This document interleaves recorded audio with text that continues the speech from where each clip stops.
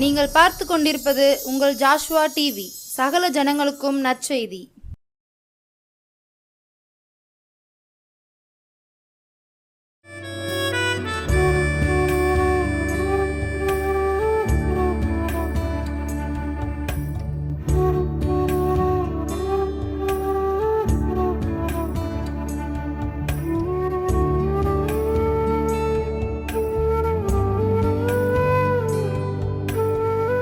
சோதரிக்கிறோம் ஆண்டவரே, துதிக்கிறோம். இந்த அருமையான நாளை கொடுத்ததுக்காய் துதிக்கிறோம். உமக்கு நன்றி செலுத்துகிறேன் இயேசப்பா. இம்மட்டுமா எங்களை வழிநடத்தி வந்த தேவாதி தேவனே, கத்தாதி கத்தாவே, ராஜாதி ராஜாவே சோதரிக்கிறோம். இந்த வேளையிலும் நீங்கள் பேசும்படியாய் கூட ஜெபிக்கிறோம். உங்கள் நாமும் உம்முடைய சித்தம் உம்முடைய திட்டம் மாத்திரம் நிறைவேறட்டும். உம்முடைய கரத்திற்குள்ளாக எங்களை தாழ்த்தி அர்ப்பணிக்கிறோம். எல்லாம் துதி கன மகிமை எல்லாம் ஒருத்தருக்கே செலுத்துகிறோம். ஜெபிக்கிறோம் நல்ல பிதாவே. ஆமென் ஆமென். ஹல்லேலூயா. கர்த்தருடைய நாமம் மகிமைப்படுவதாக. மறுபடியுமாக இந்த ஜாஸ்வா டிவியில் மூலம் இந்த நம்பிக்கை நேர நிகழ்ச்சியில் உங்களை சந்திப்பதில் மிக்க மகிழ்ச்சி அடைகிறோம். கர்த்தர் உங்கள் ஒவ்வொருவரையும் ஆசீர்வதித்து வழிநடத்துவாராக. நீங்கள் இப்போது இருப்பதை காட்டிலும் இன்னும் 1000 மடங்கு கர்த்தர் உங்களை ஆசீர்வதித்து வழிநடத்துவாராக. ஹல்லேலூயா. ஒரு தெரிந்த பாடலை நான் பாடுகிறேன். நீங்களும் என்னோடு சேர்ந்து நீங்கள் இந்த பாடலை பாடுங்கள். கர்த்தர் மேல் பாரத்தை வைத்து விடு, கலங்கி தவிக்காதே. அவரே உன்னை ஆதரிப்பார், அதிசயம் செய்வார். கர்த்தர் மேல் பாரத்தை வைத்து விடு, கலங்கி தவிக்காதே. அவரே உன்னை ஆதரிப்பார், அதிசயம் செய்வார். நீதிமான் தள்ளாட விடமாட்டார், நித்தமும் காத்து நடத்திடுவார். நீதிமான் தள்ளாட விடமாட்டார், நித்தமும் காத்து நடத்திடுவார். கர்த்தர் மேல் பாரத்தை வைத்து விடு, கலங்கி தவிக்காதே. அவரே உன்னை ஆதரிப்பார், அதிசயம் செய்வார்.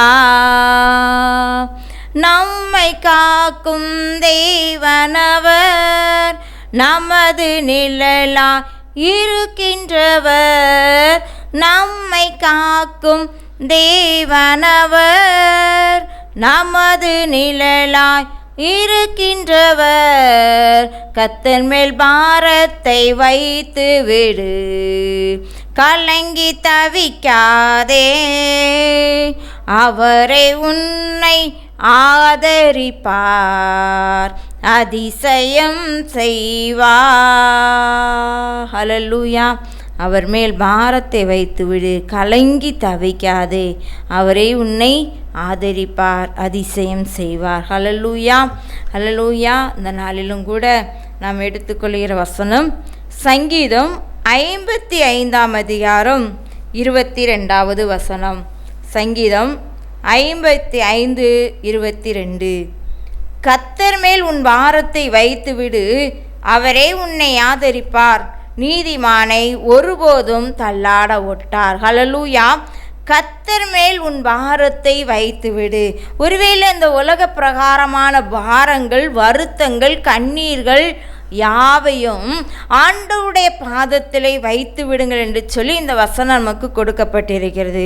அல்லேலூயா. இது எப்படிப்பட்ட ஒரு சமயத்திலே தாவீது எழுதுகிறார் பார்த்தீங்கன்னா, நெருக்கப்பட்ட வேளையிலும், பகஞ்சரால் துரத்தப்பட்ட வேளையிலும் கூட, துயரப்பட்ட வேளையிலே இந்த சங்கீதத்தை எழுதுகிறார். அதில் 1வது வசனம் சொல்லப்பட்டு இருக்கிறது, தேவனே என் ஜெபத்தை கேட்டருளும், என் விண்ணப்பத்திற்கு மறைந்திராதையும் என்று சொல்லி இந்த வேதம் கொடுக்கப்பட்டிருக்கு. இந்த வேத வசனம்.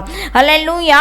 ஒருவேளை என் ஜெபத்தை கேட்டருளும் என்று சொல்லி, ஏன்னா இந்த பாரமான ஜெபத்தை நீர் கேட்டு எனக்கு நீர் ஆதரவை கொடுக்க வேண்டும் என்று சொல்லி இந்த ஜெபமான இந்த சங்கீதம் எழுதப்பட்டிருக்கிறது. அல்லேலூயா.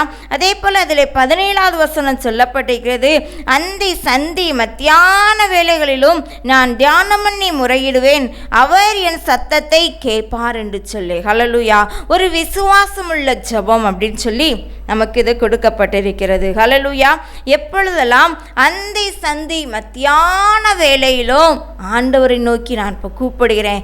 ஏன்னா என் பாரம் அப்படியாக இருக்கிறது, என் பாரத்தை போக்க ஆண்டவரால் மாத்திரம்தான் முடியும் என்று சொல்லி என்ன செய்கிறாராம், அவருடைய பாதத்திலே தஞ்சம் என்று சொல்லி இது என்ன செய்கிறாரு, முறையிடுகிறார். ஹல்லேலூயா.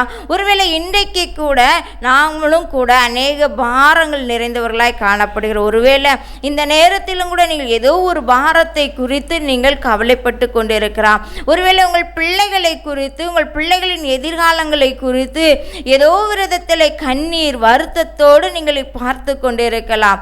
ஆனால் ஆண்டவராய் இயேசு கிறிஸ்து உங்களிடத்தில் சொல்லுகிறார், கர்த்தர் மேல் உன் பாரத்தை வைத்து விடு என்று சொல்லி. ஹல்லேலூயா.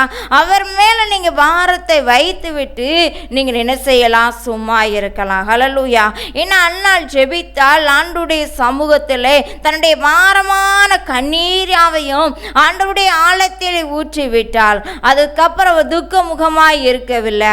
அதே போல இன்றைக்கு பாரமான ஒரு சூழ்நிலையில் நீங்கள் இருந்து கொண்டிருக்கலாம். ஏதோ ஒரு காரியத்தை நினைத்து நீங்கள் கண்ணீர் வடித்து கொண்டிருக்கலாம். ஒருவேளை யாருக்கும் தெரியாது நீங்கள் வடிக்கிற கண்ணீர் கவலைகள். ஆனால் ஆண்டவராய் இயேசு கிறிஸ்துவுக்கு தெரியும் நீங்கள் வடிக்கிற கண்ணீர் யாவும் அவருக்கு தெரியும்.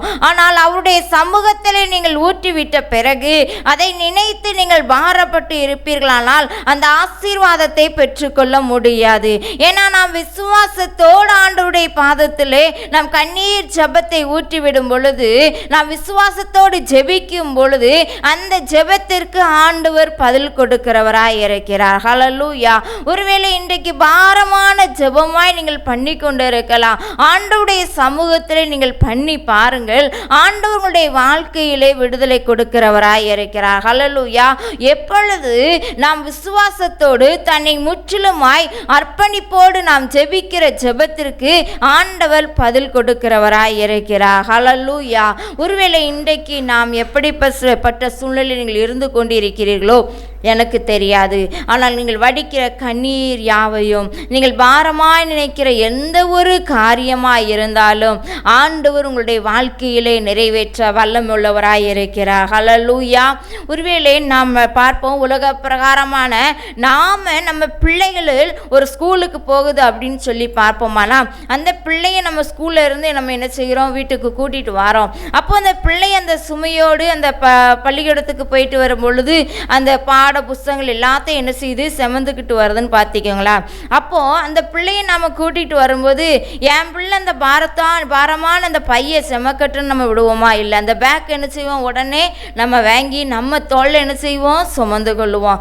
ஏன்னா நம் பிள்ளைகள் என்ன செய்யக்கூடாது, அந்த பாரத்தை சுமக்கக்கூடாது அப்படின்னு சொல்லி பிள்ளைகள் சுமக்கிற அந்த பாரமான பேக்கை நம்ம என்ன செஞ்சுருவோம், நம்ம தோளில் சுமந்துட்டு வருவோம். அதே போல தான் உலகத்தில் இருக்கிற நம்மை நம் பிள்ளைகளை நாம் எப்படி நேசிக்கிறோமோ, நம் பிள்ளைகள் எப்படி கஷ்டப்பட்டு விட்டுறக்கூடாதுன்னு சொல்லி கூட நம்ம எண்ணுகிறோமோ, அதே போல தான் ஆண்டவராய் இயேசு கிறிஸ்துவும் என் பிள்ளை இந்த பாரத்தோடு என்ன செய்யக்கூடாது, வாழக்கூடாது, இந்த பிள்ளை இந்த பாரத்தோடு இருக்கக்கூடாது, அவன் இந்த சுமையை என்கிட்ட தர வேண்டும் என்று சொல்லி அவளோடு கூட இருக்கிறார். ஹல்லேலூயா. அதற்காக தான் ஆண்டவராய் இயேசு கிறிஸ்து அந்த பாரமான சிலுவையை சுமந்தார். அந்த பாரமான சிலுவையிலே தன்னை ஜீவ பலியாக ஒப்பு கொடுத்தார். அந்த பாரமான சிலுவையினாலே தன்னை முற்றிலுமாய் அர்ப்பணித்தார். தன் ஜீவனையை விட்டார். 3ஆம் நாள் உயிரோடு எழுந்தார். ஹல்லேலூயா. ஒருவேளை எதற்காக அப்படின்னு பார்த்தீங்கன்னா, நம்முடைய பாவங்களை அவர் என்ன செஞ்சார், சுமந்து தீர்த்தார். நம்முடைய கஷ்டங்களை அவர் சுமந்து தீர்த்தார். எதற்காக? நாம் என்ன செய்ய வேண்டும், பாரப்பட்டு இருந்திடக்கூடாது என்று சொல்லிதான் அவர் அந்த பாரமான சிலுவையை சுமந்து தன் ஜீவனையை கொடுத்து, ஒரு மீட்பை கொடுத்து, ஒரு ரட்சிப்பை கொடுத்து அவர் நம்மளை என்ன செய்கிறாராம், மீட்டு வைத்திருக்கிறார். ஹல்லேலூயா. ஹல்லேலூயா. இதைத்தான் ஆண்டவராய் இயேசு கிறிஸ்து நம்ம உலக பிரகாரமான நம்ம பிள்ளைகள் எப்படி சுமக்கக்கூடாது என்று சொல்லி, என் பிள்ளை கஷ்டப்படக்கூடாதுன்னு சொல்லி எவ்வளவு நேசிக்கிறோமோ அதை விட பல மடங்கு ஆண்டவர் நம்மளை நேசிக்கிறவராய் இருக்கிறார். ஹல்லேலூயா. ஏன்னா அவர் கண்ணீர் யாவையும் துடைக்கிற தேவன், நம் கவலைகளை அவர் நீக்குகிற தேவன். ஹல்லேலூயா. ஒருவேளை பார்த்தீங்கன்னா இந்த வசனம் சொல்லப்பட்டு அவரே நம்மளை என்ன செய்கிறாராம், ஆதரிக்கிறவர். ஆதரிக்கிறவர். ஒருவேளை ஆதரவு இல்லாதபடிக்கு நீங்கள் இருக்கலாம், ஆனால் ஆண்டவர் உங்களை ஆதரிக்கிறார். ஹல்லேலூயா. நான் உங்களை திக்கற்றவளாய் விடேன் என்று சொன்ன தேவன், நானே உன் சகாயர் என்று சொன்னது போல ஆண்டவர் நமக்கு சகாயராக இருக்கிறார். அவர் நம்மளை திக்கற்றவர்களாய் என்ன செய்ய மாட்டாராம், விடவே மாட்டார். ஹல்லேலூயா. அவர் ஆதரவு கொடுக்கிற தேவன். ஹல்லேலூயா. ஒருவேளை இன்றைக்கு கூட நம்ம ஏதோ ஒரு காரியத்தில் நீங்கள் ஆதரவு இல்லாதபடிக்கு இருக்கலாம், அல்லனா என்ன செய்வதென்று கூட நீங்கள் திகைத்து கொண்டிருக்கலாம். அவர் உங்களுக்கு ஆதரவு கொடுக்கிறவர், உங்களை ஆதரிக்கிறவராய் இருக்கிறார். ஹல்லேலூயா. அதான் சொல்லுகிறது 1 பேதுரு 4:5 சொல்லப்படுகிற, அவர் உங்களை விசாரிக்கிறபடியால் உங்கள் கவலைகள் எல்லாம் அவர் மேல் வைத்து விடுங்கள் என்று சொல்லி. ஹல்லேலூயா. அவர் நம்மளை விசாரிக்கிற தேவன். ஹல்லேலூயா. ஒருவேளை உலக பிரகாரமான மனிதர்கள் நான் விசாரிப்பேன் என்று சொல்வார்கள், ஆனால் யாரும் என்ன செய்ய மாட்டாங்க, விசாரிக்க முடியாது. ஏன்னா ஒவ்வொருத்தருக்கும் ஒவ்வொருடைய குடும்ப சூழ்நிலைகள் எல்லாம் என்ன செய்யப்படும், காணப்படும். ஆனால் ஆண்டவர் நம்மளை விசாரிக்கிறவர். ஒருவேளை நம் மகனோ மகளோ நம்மை விசாரிக்கவில்லையே, என்கிட்ட வந்து ஏன் பேசவில்லை என்று சொல்லி கூட நம் பெற்றோர்கள் என்ன செய்யலாம், நினைத்து கொண்டிருக்கலாம், கண்ணீர் வடிக்கலாம். ஆனால் விசாரிக்கிற தேவன் ஒருவர் உண்டு, அவர் நம்மை ஆதரிக்கிறவர் ஒருவர் உண்டு. அவர் உங்கள் கவலைகள் எல்லாம் நீக்கி அவர் உங்களை விசாரிக்கிறவராய் இருக்கிறார். ஹல்லேலூயா. அவர்தான் ஆண்டவராகிய இயேசு கிறிஸ்து. ஹல்லேலூயா. ஒருவேளை உங்களுடைய கவலைகளை அவர் மேல் வைத்து விடுங்க. ஏன்னா அந்த பாரமான எல்லாவற்றையும் அவர் என்னுடைய வாழ்க்கையிலே சுமந்து தீர்த்து விட்டார் என்று சொல்லி நாம் விசுவாசத்தோடு இருக்கும் பொழுது, நாம் முற்றிலுமாய் அர்ப்பணிக்கும் பொழுது, ஆண்டவர் நம்மை விசாரிக்கிறவர், நம்மை ஆதரிக்கிறவர், நம் கவலைகளை போக்குகிறவர். ஹல்லேலூயா. உலக பிரகாரமான இந்த வாழ்க்கையிலும் கூட நம்முடைய வாழ்க்கையில அநேக கவலைகள், கண்ணீர்கள், நெருக்கங்கள், நிந்தனைகள், அவமானங்கள் எல்லாம் வருவது உண்டு. ஏன்னா இந்த உலகத்தில் இருக்கும் வரைக்கும் பாடுகள் நிறைந்த உலகம்தான். ஆனால் இந்த பாடு நிறைந்த உலகத்திலும் கூட நான் கடந்து செல்வதற்கு ஆண்டவராய் இயேசு கிறிஸ்து நமக்கு பலனை கொடுக்கிறவர். அவரே சமாதானத்தை கொடுக்கிறவர், அவரே சத்துவத்தை கொடுக்கிறவர், அவரே சந்தோஷத்தை கொடுக்கிற தேவன். ஹல்லேலூயா. அதான் உலகத்தில் இருப்பவனை காட்டிலும் உங்களோடு கூட இருக்கிறவர் பெரியவர் என்று சொல்லப்பட்டிருக்கு. ஏன்னா என் கூட இருக்கிற தேவன் என்னை தப்பு வைக்க வல்லவனாய் இருக்கிறார் என்று சொல்லி எப்படி தானியேல் விசுவாசத்தோடு இருந்தாரோ, அதே போல அந்த விசுவாசத்தோடு நாம் வாழும் பொழுது எந்த விதமான பாரங்களோ எந்த விதமான கவலைகளோ நம்மளை என்ன செய்ய முடியாது, ஒன்றும் செய்தப்படுத்தவே முடியாது. ஏன்னா நம்ம கூட இருக்கிறவர் பெரியவராய் இருக்கிறார். ஹல்லேலூயா. அதான் சொல்லுகிறாரு, அண்ணால் சொல்லுகிறார், நான் என்ன செய்கிறேன், ஒரு மன கிளேசம் உள்ள ஸ்திரீ. ஏன்னா இந்த மனபாரத்தை யாரிடத்தில் சொல்ல முடியாது, ஆண்டவருடைய பாதத்திலே மாத்திரம்தான் இதை ஊற்ற முடியும் என்று சொல்லி அவள் என்ன செஞ்சால், ஆண்டவருடைய பாதத்திலே ஊற்றினாள். ஹல்லேலூயா. ஒருவேளை முற்றிலுமாய் தன்னை அர்ப்பணித்தாள். அதே போல இன்றைக்கும் கூட இப்படிப்பட்ட ஒரு சூழ்நிலையில ஒருவேளை குழந்தை பாக்கியம் இல்லாதபடி இருக்கலாம், ஒருவேளை டாக்டர்கள் கைவிடப்பட்ட ஒரு சூழ்நிலையில் நீங்கள் இருந்து கொண்டிருக்கலாம், ஒருவேளை மரண படுக்கையில் நீங்கள் இருந்து கொண்டிருக்கலாம். ஆனால் அவர் உங்களை விசாரிக்கிற தேவன், உங்கள் கண்ணீரை துடைக்கிற தேவன், உங்கள் வியாதி படுக்கையை மாற்றுகிற தேவன், உங்கள் குறைவுகளை நிறைவாக்குகிற தேவன். அவர் இன்றைக்கும் ஜீவிக்கிறவராய் இருக்கிறார். அவர்தான் சர்வ வல்லமுள்ள தேவன். அவர் இன்றைக்கும் ஜீவிக்கிறவராய், இன்றைக்கும் இருக்கிறவராகவே இருக்கிறேன் என்று சொல்லுகிறவர். நேற்றும் இன்றும் என்றும் மாறாத நேசராய் நம்முடைய வாழ்க்கையிலே அவர் இன்றைக்கும் இருந்து கொண்டே இருக்கிறார். எப்பொழுதும் அவர் இருந்து கொண்டே இருக்கிறார். அல்லேலூயா. ஒருவேளை இன்றைக்கு இப்படிப்பட்ட ஒரு சூழலில் இருந்து கொண்டு இருப்பீர்களானால் ஆண்டவருடைய பாதத்தில் இன்னைக்கு முற்றிலுமாய் உங்களை ஒப்புக்கொடுங்கள். ஒருவேளை பாவத்தின் பிடியிலிருந்து, அடிமைப்பட்ட பாவத்தில் இருந்து நீங்கள் மீட்கப்படவில்லை என்று சொல்லி கூட நீங்கள் கவலைப்பட்டு கொண்டிருக்கலாம். என் பிள்ளை ரட்சிக்கப்படவில்லை என்று சொல்லி கவலையோடு கூட இருக்கலாம். ஆனால் ரட்சிப்பு கர்த்தருடையது என்று சொல்லப்பட்டிருக்கிறது. அந்த ரட்சிப்புக்காக நீங்கள் ஆண்டவருடைய பாதத்தில் அந்த பாரமான ஜெபத்தை நீங்கள் செய்யும் பொழுது ஆண்டவர் ரட்சிக்க வல்லமுள்ளவராய் இருக்கிறார். உங்கள் குறைவுகளை நிறைவாக்குகிறவராய் இருக்கிறார். ஹல்லேலூயா. ஒருவேளை எந்த விதமான சூழலில் நீங்கள் இருந்து கொண்டிருக்கலாம், ஆனாலும் கூட உங்களை அவர் ஆதரிக்கிறவராய் இருக்கிறார். அவரே என்ன செய்ய மாட்டாரா, நீதிமானை ஒருபோதும் தள்ளாட விட்டார் என்று சொல்லப்பட்டிருக்கிறது. ஹல்லேலூயா. ஹல்லேலூயா. அவர் நீதிமானை ஒருபோதும் தள்ளாட விட்டார். ஹல்லேலூயா. அவர் விசாரிக்கிறவர். ஹல்லேலூயா. ஒருவேளை இந்த நாளிலும் கூட நாம் எப்படிப்பட்ட ஒரு சமயத்தில் இருந்து கொண்டு இருக்கிறோம். அதே போல் பார்த்தீங்கன்னா அது மத்தேயுல சொல்லப்படுகிறது, காட்டு புஷ்பங்களை நீங்கள் கவனித்து பாருங்கள் என்று சொல்லி, அவை விதைக்கிறதும் இல்லை, நூறுக்கிறதும் இல்லை, அவைகளை சேர்த்து வைக்கிறதும் இல்லை, அவைகளை பரமபிதா என்ன செய்கிறாராம், பிழை போட்டுகிறார் என்று சொல்லி. ஹல்லேலூயா. ஒருவேளை எல்லாவற்றையும் நாம் கவனித்து பார்ப்போமானால் ஆண்டவர் நம்மளை எவ்வளவாய் நடத்தி வந்திருக்கிறார் என்று சொல்லி நமக்கு தெரியும். ஹல்லேலூயா. ஆண்டவர் நம்முடைய வாழ்க்கையில அநேக நன்மைகளை செய்திருக்கிறார். ஹல்லேலூயா.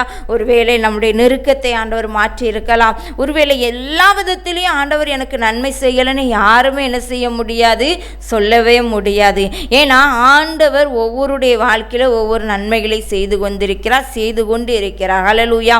நம்மளை இவ்வளவாய் ஜீவனோடு வைத்திருப்பதே அவருடைய சுத்த கிருபை. அதனால தான் நாம் என்ன செய்கிறோம், இந்த உலகத்திலே வாழ்ந்து கொண்டு இருக்கிறோம். ஆனால் அவருடைய கிருபையினாலே நாம் என்ன செய்கிறோம், ஒவ்வொரு நாளையும் கடந்து செல்கிறோம். அவருடைய கிருபையினாலே ஒவ்வொரு நாளும் அவரை நம்ம என்ன செய்கிறாராம், நடத்தி செல்கிறவராய் இருக்கிறார். ஹல்லேலூயா. ஒருவேளை மன பாரத்தை கர்த்தர் மேல் நீங்கள் என்ன செய்யுங்கள், வைத்து விடுங்கள். ஆனால் அதை குறித்து மீண்டும் தன் தோளில் சுமந்து கொள்ளாதபடிக்கு ஆண்டவருடைய பாதத்திலே நீங்கள் ஊற்றி விடுங்கள். அதான் சொல்லுகிறாரு, வருத்தப்பட்டு பாரம் சுமக்கிறவர்களை நீங்கள் எல்லாரும் என்னிடத்தில் வாருங்கள், நான் உங்களுக்கு இளைப்பாறுதல் தருவேன் என்று சொல்லி. ஹல்லேலூயா. உங்கள் நுகத்தை சுமக்கிற தேவன், உங்கள் சுமையை லகுவாய் மாற்றுகிற தேவன், அவர் மேல் உங்கள் பாரத்தை வைத்து விடுங்கள். அவர் உங்களை ஆதரிக்கிறவராயிருக்கிறார். ஹல்லேலூயா. அவர் நம்மளை ஆதரிக்கிறவர். அவர் நம்மளை ஒரு நாளும் என்ன செய்ய மாட்டாராம், தள்ளாடவே விட மாட்டார் என்று சொல்லி. ஹல்லேலூயா. ஏன்னா இதை கர்த்தரை விசுவாசிக்கிறவர்களுக்கு என்ன செய்யப்படும், கண்டிப்பாக அதை என்ன செய்யும், நிறைவேற்றப்படும். நமக்கும் மற்றவர்களுக்கு ஒரு வித்தியாசத்தை காண்பிக்கிற தேவன். ஹல்லேலூயா. ஆனால் அவர் மேல் நாம் என்ன செய்ய வேண்டும், உறுதியாய் பற்றுள்ளவர்களாய், நம்பிக்கை உள்ளவர்களாய், விசுவாசம் உள்ளவர்களாய் நாம் இருக்கும் பொழுதுதான் இந்த பாரம் எல்லாவற்றையும் ஆண்டவர் என்ன செய்ய முடியும், எடுத்து கொள்ள முடியும். ஏன்னா அதை எல்லாவற்றையும் ஆண்டவருடைய சமூகத்தில் நீங்கள் வைத்து விடுங்கள், எல்லாவற்றையும் அவர் பார்த்து கொள்வார். அதான் சொல்கிறாரு, யெகோவா ஈரே, கர்த்தர் எல்லாவற்றையும் பார்த்து கொள்வார் என்று சொல்லி அவருடைய பாதத்திலே நீங்கள் பாரத்தை ஊற்றி விடுங்கள். ஒருவேளை இன்றைக்கு அந்த பாரமான ஒரு இருதயத்தோடு நீங்கள் பார்த்து கொண்டிருக்கலாம். இந்த பாரமான இருதயத்தோடு, கனத்த இருதயத்தோடு நீங்கள் இந்த நிகழ்ச்சியை பார்த்து கொண்டிருக்கலாம். ஆனால் உங்களை பார்த்து ஆண்டவர் சொல்லுகிறார், உங்கள் பாரத்தை ஆண்டவர் மேல் வைத்து விடுங்கள், அவர் உங்களை ஆதரிப்பார். ஒரு நாள் உங்களை தள்ளாட மாட்டார், தள்ளாட விடவே மாட்டார். உங்களை கைவிடாத நேசரவர். அவர் சர்வ வல்லமுள்ள தேவன். அவர் உங்கள் அருகில் இருக்கிறார். அவர் உங்களை பார்த்து கொண்டு இருக்கிறார். ஏன்னா உங்கள் கண்ணீரை துடைக்கிற தேவன். ஹல்லேலூயா. மனுஷர்கள் கண்ணீர் வடிக்கும் போது துடைக்க முடியாது.